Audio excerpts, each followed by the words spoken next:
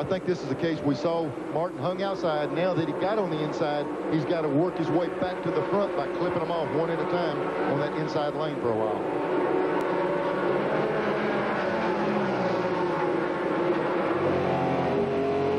Ernie Irvin's still about a straightaway away from lap traffic. Mike Wallace from Mark Martin's car. And this is the man they're chasing, Ernie Irvin. He has opened up a bit of a lead here, Neil. I talked to Ernie before the race started. He said that, just like Glenn said, this thing really doesn't qualify that good, but it's good in a race. When a car like that qualifies good, you got a day's work to catch him. Trouble, turn 4. 3 cars bump and run, the 97 and the 57. Joe Bessie out of Maine got into the side of South Carolina's Jason Keller, but everybody got straightened out and away. No caution.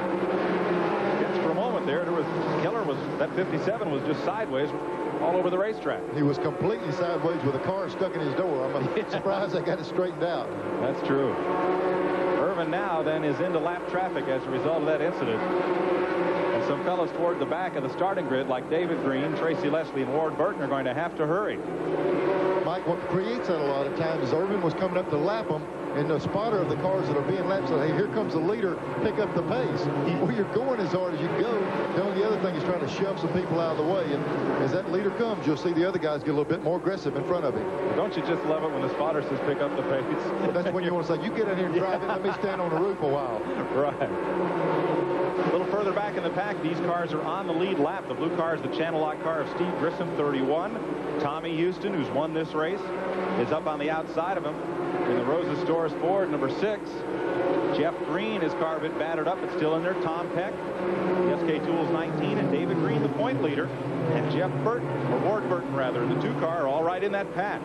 Mike, I can't help but think when we see these cars running 2 abreast all the way around this racetrack, we were here at a time when they had a problem with the racetrack, and let me tell you, the people that own this track, they stepped up to bat, they repaved this thing and got it now. I mean, it's an excellent little racetrack, and we're seeing 2x2 all the way around the racetrack. Did a great job with it when they reworked it. That's true. Last year we were here, the track sweeper had a good shot at a top 5 finish. In November we had a great race, caution filled. This one has been terrific. 5 spins, 2 cautions so far. Look at this pack. And back up front, Jim Bound has come to pit road. Biggest lead of the day for Ernie Irvin here. He's really getting in a lot of traffic right now. As he goes around these guys, he's going to gradually work his way to tougher guys to lap. Each one he picks off is a little bit tougher cat in the alley, and he's got to work his way all the way up there and start lapping the really good cars, and he's got to be careful when he starts doing that. Now there's Irvin coming off the corner, going back to turn number 1. He has almost a little more than half a straightaway on the second place car, and that position has changed. Ricky Craven is now in second in the DuPont Chevrolet. Chuck Bound is 3rd. Craven has actually closed in on him. I don't know if it had to do with that traffic or not, but Craven, we see the orange car right there, the number 4 car, just a little bit back behind him, as Craven is probably, about 12 car lengths, so I think he's moving in on him. But most all those car lengths, Neil, are filled with cars. He comes up on Rodney Combs. That's Craven in the 99. Rodney Combs just ahead, then Tommy Sigmund.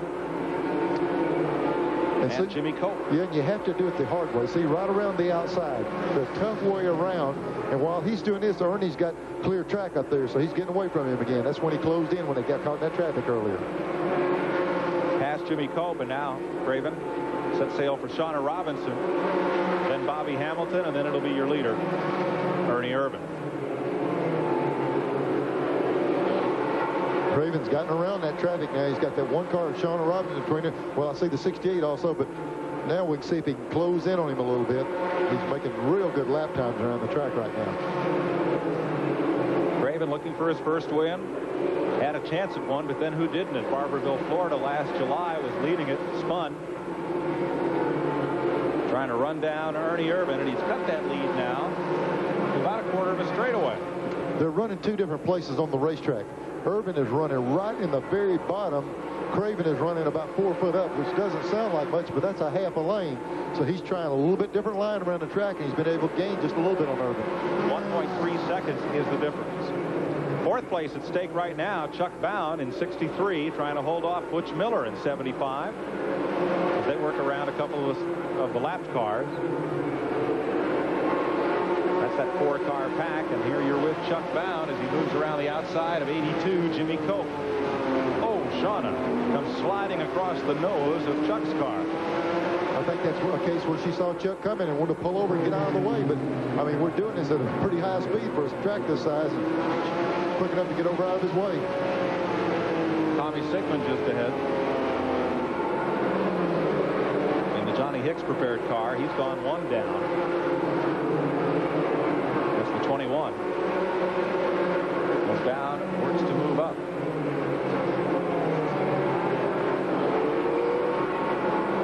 Butch Miller right there with Chuck Bound. That's for 4th place. Things are heating up for the lead now. Look at Ricky Craven.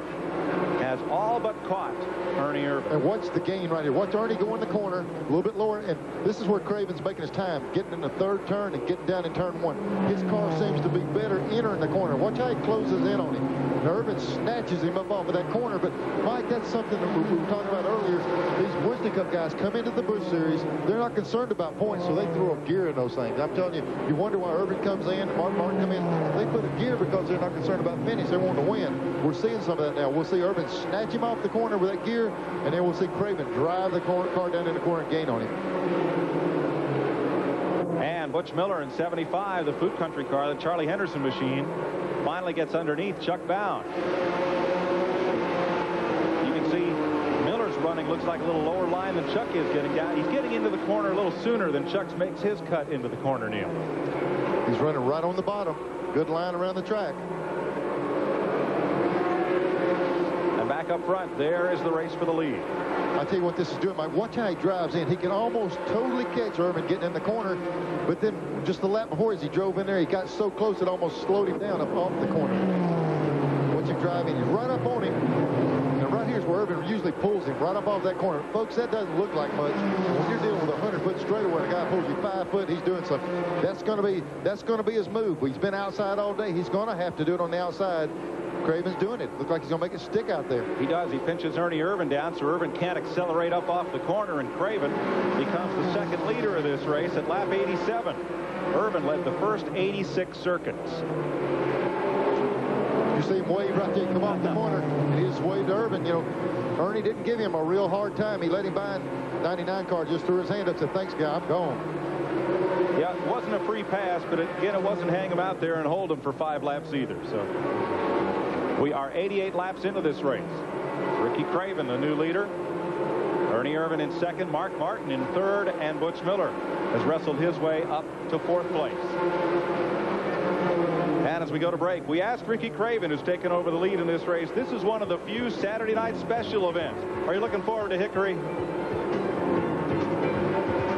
Always do. Really excited about this, Rougemont, these type of racetracks. Probably tear up a little bit of my DuPont automotive refinish on my Chevrolet, but that's tough stuff. We're going to give it a test here tonight. Today's exclusive coverage of the Mountain Dew 400 on TNN is being brought to you by Napa, because there are no unimportant parts. Going to be a short day for Dale Jarrett. Those are the new colors for his DAJ Racing team, pick and pay stores, but a big plume of smoke came out from behind that car as he pulls it in and can't get behind the pit wall with all the pit equipment there, but they're going to load it up because there can't be much left of that one, Neil. No, we're going to see the replay of this, and this is one of these where there's no doubt. We see the yellow car right here up against the wall, the 32 car. Watch him go down in this corner, right in front of the black car. Explosion. I'm talking about big time. That one went out through the bottom now, folks. That in his history. The guys behind it looked like spraying for mosquitoes there. We can't even see where they're at. You couldn't even see Ward Burton there and Bobby Dotter. A little bit of contact. These guys all dodging, getting out behind him. There's Burton moving around. He is 2 laps down as we go back to green.